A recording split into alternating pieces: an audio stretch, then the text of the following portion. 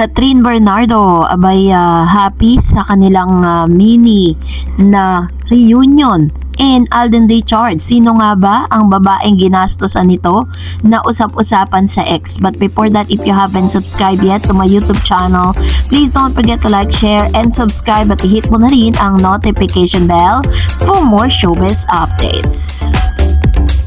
Bago tayo of course magpatuloy sa ating updates for today's video, nais ko pong pasalamatan kayo for always watching and trusting this channel. Thank you so much sa inyo pong palagiang panonood at palagian ninyong pagpili sa lahat po ng ating mga updates patungkol sa showbiz sa chismis. At ngayong araw, let's talk about this one dahil talaga namang hanggang sa ngayon ay pinag-uusapan pa rin si Miss Catherine Bernardo. Sabi nga ng ilan, parang ang laman daw ng mga balita ngayon ay kung walang iba kundi si Miss Catherine dahil talagang siya po yung nasa limelight ngayon pero eto na nga dahil tuwang-tuwa po ang ilan sa mga netizen sa ilang mga photos na ibinahagi nito sa Instagram at the same time ay nakita dito kung sino-sino yung mga taong na-encounter at kung sino-sino yung mga taong nakasama niya sa particular party na yan.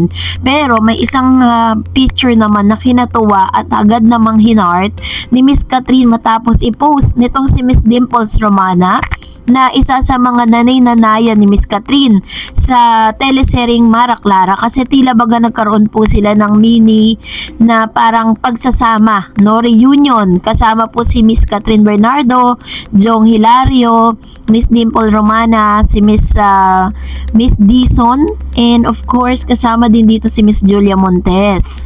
And ang kanila pong caption is a mini Mara Clara reunion. Ayan. So ibig sabihin pala nagkita-kita sila dyan at hindi na po sila nagpatumpik-tumpik pa talagang nagpa-picture na po sila at agad namang itong ipinost ni Miss Dimples Romana na isa sa mga super proud dito po kay Miss Catherine Bernardo dahil sa napakagaganda na mga ipinapakita at journey nito sa showbiz kasi siya po ngayon ang tinaguriang one of the biggest star ng ABS-CBN at ng Philippine showbiz industry dahil sa dami po ng mga ambag niya sa industriya at isa po siya sa pinaka-bankable star ngayon.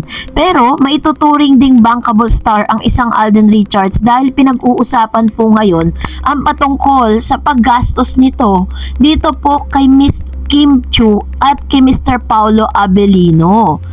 Tuwang-tuwa ang mga netizen sa naging friendship ni na Alden Richards, Kim Chiu at Paulo Abelino. Nitong linggo nga April 6 kasi ay nag-organize si Alden ng isang black screening ng pelikulang My Love Will Make You Disappear na pinagbibidahan ng mga Kimpao. Ang nasabing screening ang ika-17th black screening ng Kimpao sa araw na yon, na dinaluhan nga di umano ng mga kasamahan nila sa The Green Method Gym. Present din si Barbie Fortesa at Bubbles Paraiso na sa nasabing screening. Nasira naman ang diet ng mga dumalo dahil sa bonggang papud at drinks ni Alden sa mga tinuring niyang pamilya sa nasabing gym. Kaya naman super thankful si Kim sa kapuso actor. Iba ka tol, sabi niya. Salamat sa kakaibang screening na ito, caption ni Kim sa kanyang Instagram story. Thankful din siya sa family niya na nasabing gym na dumalo ng screening at nanood sa kanyang pelikula. At sa social media platform na X ay mababasa ang mga nakaka-good vibes na komento ng mga netizen sa friendship ng tatlo. This friendship feels so genuine. Alden with Kim and Paulo is everything we love to see. Solid maging friend si Alden. He will make you feel very special talaga. Congrats on your movie, Kim Pao. Wish din nila na magkaroon ng movie ang tatlo. Samantala, kahit second week na ay marami pa ring nanonood ng My Love Will Make You Disappear kaya hindi nakakagulat na umabot ang kita nito sa 200 million pesos sa darating pang mga araw. So, as of this moment po is parang hindi pa po ata umaabot ng 200 millions yung kanilang movie na My Love Will Make You Disappear. Pero ang maganda dito kay Alden Richards, pinapakita niya na talagang super supportive po siya dito po sa journey ni Kim at ni Paulo kasi maganda po yung friendship na nabuo at pinapakita talaga dito na wala talaga makakatalo dun sa movie ni Miss Catherine at Alden Richards na Hello Love Again. At dahil dyan, narito naman ang ilan sa mga komento reaction po ninyo patungkol naman sa ating latest updates. So magbabasa tayo. Unahin natin ang komento mula kay PGU. Sabi niya, tanungin natin si OG Diaz.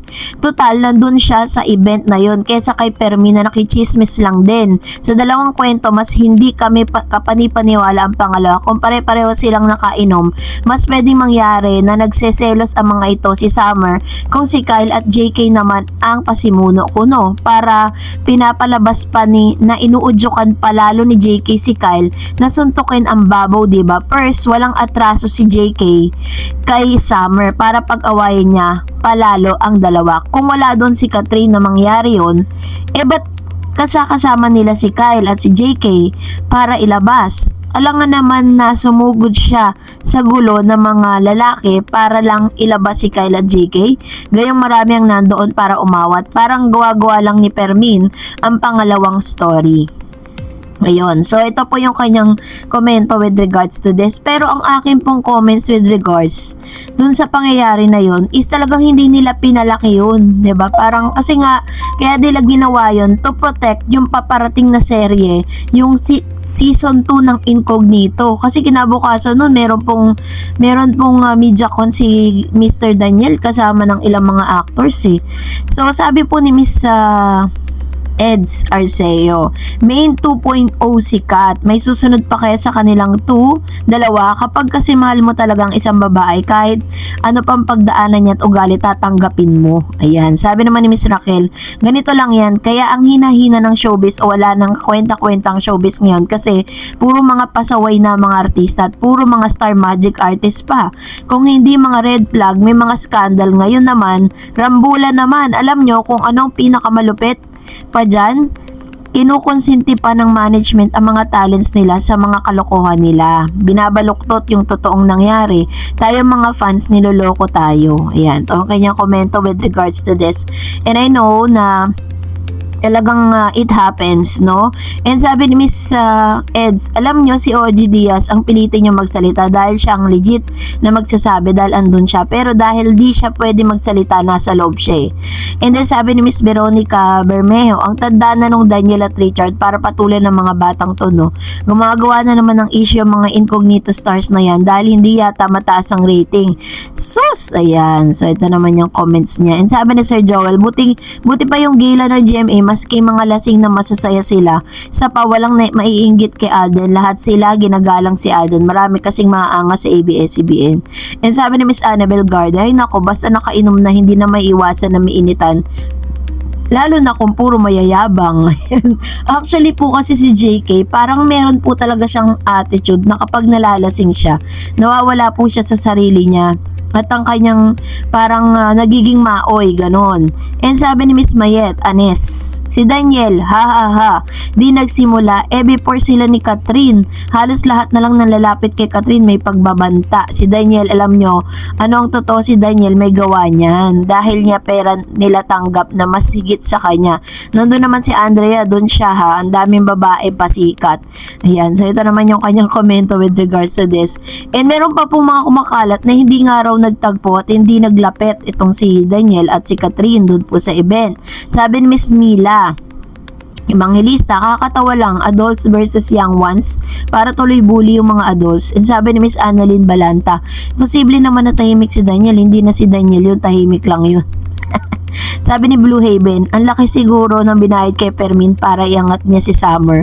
Yung dating halos isuka niya, imagine, kulang na lang ihatid niya sa langit sa sobrang pagtatanggol niya. Aba, napansin mo rin niya na Blue Haven na. Which is very true kasi dati parang, di ba, papangit na mga sinasabi niya kay Daniel, tapos ngayon puring-pure. Pati dun sa pag-aaway, tinatanggal niya si Daniel na ano daw, kalmado lang, ganun. Ay nako. And that's it for today. For more videos and updates, please don't forget to like and subscribe, and please don't forget to follow my Facebook page, Dar Eds TV. God bless everyone.